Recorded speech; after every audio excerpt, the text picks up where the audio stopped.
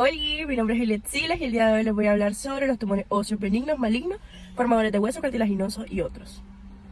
Con respecto a su morfología, tenemos macroscópicamente miden menos de 2 centímetros de diámetro. Este presenta una estructura central llamada nidos, que es una zona pequeña y redondeada de tejido tumoral. El nido contiene trabéculas óseas inmaduras rodeadas por un tejido fibrovascular. Se observa una densa reacción esclerótica en el hueso circundante, lo que causa un engrosamiento óseo notable. El nido puede tener una coloración rojiza y amarillenta debido a la abundante vascularización y el contenido osteoide. Microscópicamente, el nido se compone por trabéculas de hueso inmaduro y osteoide. Estas trabéculas están formadas por hueso desorganizado con células inmaduras que recuerdan al hueso en proceso de formación. Se observan osteoblastos activos que rodean la área de osteoide y hueso inmaduro. Estos osteoblastos muestran un citoplasma prominente y están dispuestos en fila. Tenemos el nido, está rodeado por un estroma fibrovascular laxo con numerosos vasos sanguíneos que aportan alta vascularización del tumor. Bueno, seguimos con el osteoblastoma. Esta es una enfermedad neoplásica poco frecuente caracterizada por un tumor óseo osteoblástico típicamente benigno, localmente agresivo, no autolimitado o localizado. Por lo general en la columna vertebral, en el húmero proximal y en la cadera. Este predomina en personas jóvenes con mayor incidencia entre los 10 años y los 30 años de edad. Este tiene una ligera predominancia en el sexo masculino. Tenemos huesos afectados como la columna vertebral, el húmero en la porción proximal y en la cadera. Y por último tenemos también su morfología, que está macroscópicamente, miden 2 centímetros de diámetro, entre 2 a 6 centímetros. Este presenta un nido menos definido y no siempre está rodeado de una intensa reacción esclerótica. Generalmente este es de color rojizo. Con respecto a su microscopía, al igual que en el osteoma osteoide, el osteoblastoma presenta osteoide y hueso inmaduro, pero en mayor cantidad y disposición más desorganizada. Los osteoblastos son prominentes con citoplasma abundante y de aspecto epiteloide, rodeando el osteoide. Entre el osteoide y las trabéculas óseas hay un estroma fibrovascular laxo con numerosos vasos sanguíneos. Luego tenemos número 2, describir el osteosarcoma, su origen, su patogenia, su morfología y su evolución clínica. Primero comenzamos con su definición y su origen. Este es un tumor maligno caracterizado por la producción de matriz osteoide o hueso mineralizado por células neoplásicas. Es el tumor primario maligno más común del hueso. Su distribución tiene un patrón bimodal, con el 75% de los casos presentándose en pacientes menores de 20 años, especialmente en la metáfisis de los huesos largos como el fémur distal y la tibia proximal. En los ancianos suele estar relacionado con enfermedades predisponentes como la enfermedad de Paget, infarto óseo o radioterapia previa. Es más frecuente en los hombres con respecto a las mujeres.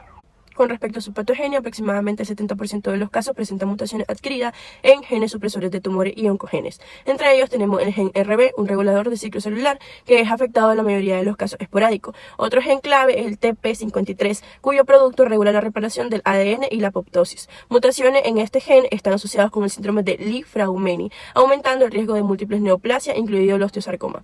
La inactivación de CDKN2A, que codifica el P16 y el P14, también es frecuente, lo que afecta la regulación del ciclo celular y la función del P53. Además, la sobreexpresión de MDM2 y CDK4 contribuye al desarrollo tumoral al inhibir las funciones del P53 y el RB. El osteosarcoma aparece con mayor frecuencia en áreas de rápido crecimiento óseo, como en las placas de crecimiento, durante la adolescencia, lo que sugiere que el aumento de la proliferación celular puede predisponer a su desarrollo.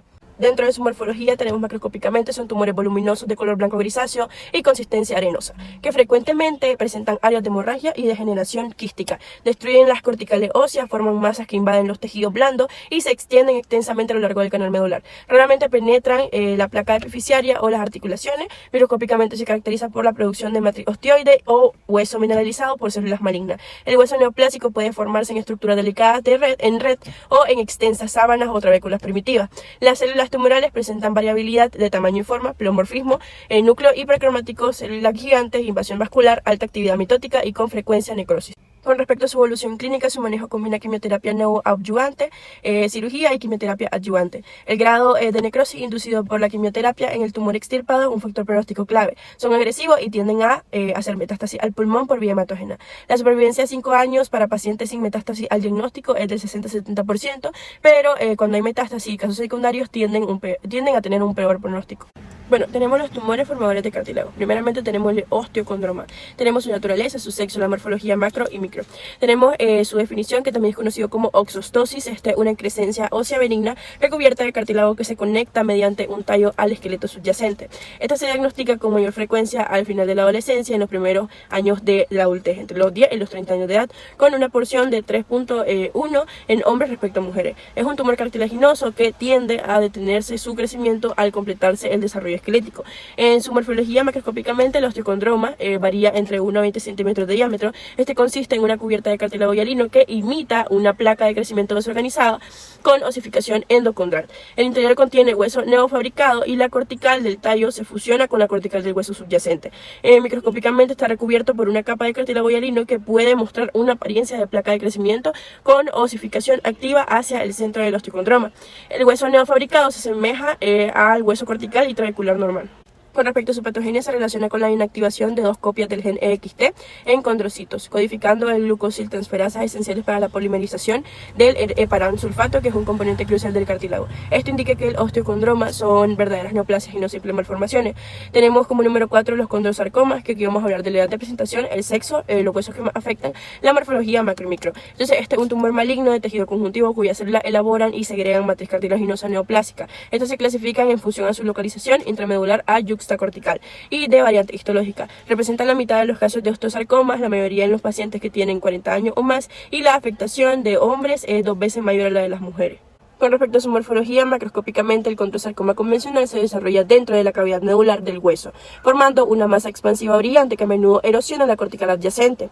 Puede presentar una matriz de cartílago maligno, hialino o mixoide. Los condrosarcomas mixoides son de consistencia viscosa y gelatinosa, con una matriz que resuma desde la superficie de corte. El crecimiento tumoral suele provocar un engrosamiento o erosión de la cortical y empuja el tejido circundante hacia los espacios medulares y tejidos blandos. En su microscopía, la clasificación tumoral depende de su celularidad, el grado de atipia citológica y su actividad mitótica. Los condrosarcomas de grado bajo pueden ser difíciles de distinguir de los encondromas, mientras que las lesiones de grado alto muestran condrocitos pleomorfos con figuras mitóticas frecuentes. Variantes adicionales incluyen los condrosarcomas de células claras y los condrosarcomas mesenquimatosos. Con respecto a sus características clínicas, habitualmente se originan en la pelvis, hombro y costilla. Al contrario de los encondromas, raras veces afectan a las partes distales de los miembros. Típicamente se manifiesta como masa dolorosa que aumentan progresivamente de tamaño. Los condrosarcomas convencionales son poco activos y de bajo grado, con una tasa de supervivencia de los 5 años en un 80 al 90%. Los de grado 1 raramente hacen metástasis, mientras que los de grado 3 hasta en el 70% lo hacen. Los tumores mayores de 10 centímetros son mucho más agresivos que los más pequeños. Los condrosarcomas hacen metástasis por vía hematógena hacia los pulmones y el esqueleto. Los condrosarcomas convencionales son tratados mediante resección quirúrgica amplia en el mesenquimatoso y las demás variantes incluyen quimioterapia. Bueno, seguimos con el sarcoma de Ewing, que tenemos la patogenia, las características clínicas, la morfología macromicro. Bueno, comenzamos con su patogenia. Son tumores malignos primarios de células redondas pequeñas que afectan a los huesos y a los tejidos blandos. Los sarcomas de Ewing son diferenciados y representan del 6 al 10% de los tumores óseos malignos primarios. La mayoría de los pacientes están entre los 10 años y los 15 años de edad. El 80% son menores de 20 años. Es algo más frecuente en varones que en mujeres y existe la predilección en sujetos caucásicos. La anomalía cromosómica habitual es una translocación que causa la fusión del gen EWS en el cromosoma 22q12 con un miembro de la familia de factores de transcripción ETS. Las parejas de fusión más habituales son los genes FL1 y ERG con los cromosomas 11q24 y 21q22 respectivamente. Estas translocaciones son importantes desde el punto de vista diagnóstico. Tenemos la morfología macroscópicamente. Este tumor se origina en la cavidad medular, invadiendo la cortical y el periósteo y formando una masa tumoral blanda, color pardo o blanco, que a menudo presenta áreas de hemorragia y necrosis. Microscópicamente está compuesto por sabanas de células redondas pequeñas y uniformes que son algo más grandes que los linfocitos. Las figuras mitóticas suelen ser escasas con un estroma mínimo entre las células. El citoplasma de la célula es escaso pero es rico en glucógeno y la presencia de rosetas de Omer-Wright indica un grado de diferenciación neural. Tenemos las características clínicas, que esta se manifiesta como una masa dolorosa que aumenta de tamaño en la diáfisis de los huesos tubulares largos, especialmente en el fémur y en los huesos planos de la pelvis. Algunos pacientes tienen signos y síntomas sistémicos sugestivos de infección. En estudios radiológicos se observa un tumor lítico destructivo con borde infiltrante y que se extiende hasta los tejidos blandos circundantes. Existe una reacción perióstica característica con depósitos de hueso en un patrón de capas de cebolla. En su tratamiento consiste en quimioterapia, extirpación quirúrgica con o sin radiación, y la tasa de supervivencia a 5 años se sitúa actualmente en torno al 75% de los pacientes que presentan tumores localizados. Gracias.